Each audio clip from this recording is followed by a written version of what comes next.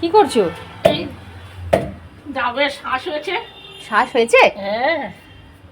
বাবা কি রোদের মধ্যে ছাড়াচ্ছ। হয়েছে? হ্যাঁ। দেখি। আহা, গরমে জানো এটাকে ফ্রিজে রেখে খাবো জানো মা।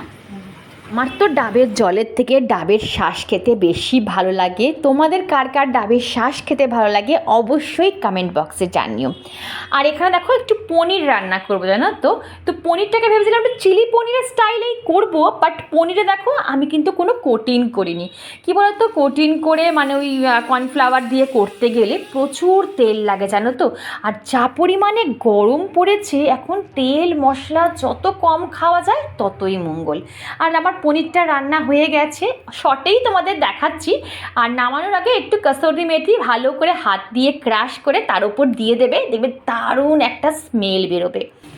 চলো রান্না করতে করতে তোমাদের সাথে ছোট্ট করে একটা গল্প শেয়ার করে নিই। জানো তো কালকে মানে গতকাল মা সন্ধ্যের দিকে একটু শপিং করতে মানে মার্কেটে গিয়েছিলো টুকটাক জিনিসপত্র কিনতে।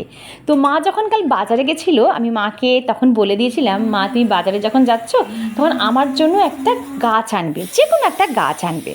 তো আমাদের যে মেন মার্কেটটা আছে সেখানেই প্রায় 3-4টে পর না নার্সারি টাইপের আছে, নার্সারি না কিন্তু সব রকম গাছ ওখানে পাওয়া যায়, খুব সুন্দর সুন্দর গাছ পাওয়া যায়। আর তোমরা তো এতদিনে জানো যে আমি গাছ পাগল একটা মেয়ে। তো সেখানেই আমার এক সাবস্ক্রাইবার বন্ধুর সাথে মায়ের দেখা হয়ে যায়। মাকে এক দেখাতেই সে চিনতে পেরেছে, মায়ের কাছে এসে জিজ্ঞাসা করেছে, আচ্ছা আপনি শর্মিষ্ঠার মা নন? আপনার তো কত গাছ, তাও আবার গাছ কিনছেন, কত সুন্দর আপনার ছাদ বাগান, দেখেও একদম চোখ জুড়িয়ে যায়। কিন্তু মা না আমার সেই বন্ধুটির নাম জিজ্ঞাসা করতে ভুলে গেছিলো। আমি যখন মাকে বললাম, মা তুমি নাম জিজ্ঞাসা করোনি? বললো না রে, তালে গোলে আমি পুরোটাই ভুলে গেছি। তুমি যদি আমার ভিডিওটা এখন দেখো প্লিজ কমেন্ট বক্সে তোমার নামটা অবশ্যই জানিয়ে দিও। আর তোমরা তো দেখতেই পেলে যে আমি কিভাবে বাটা মশলা সংরক্ষণ করে রেখে দিই। যদি মশলা তোমাদের এরকম মানে বেশি হয়ে যায় বা এক্সট্রা হয়ে যায়, তো তোমরা ওই মশলার মধ্যে একটু নুন আর একটু সর্ষের তেল অ্যাড করে একটু স্পুন দিয়ে ভালো করে ঘেঁটে ডিপ ফ্রিজে রেখে দেবে, দেখবে অনেক দিন মশলা কিন্তু টাটকা থাকে।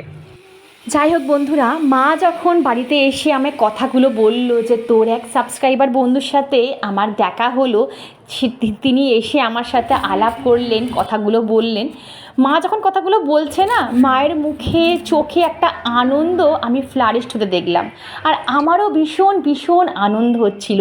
কী জেনে জানো, আমার দ্বারা আমার মা বা আমার হাজব্যান্ডকে দুটো মানুষ এই এত বড় পৃথিবীর মধ্যে দুটো মানুষও অন্তত চিনতে পারে, তো যে রাস্তায় দেখা হলে আপনি শর্মিষ্ঠার হাজব্যান্ড না, বা আপনি শর্মিষ্ঠার মা না, এই বলে তাদের কথা বলে।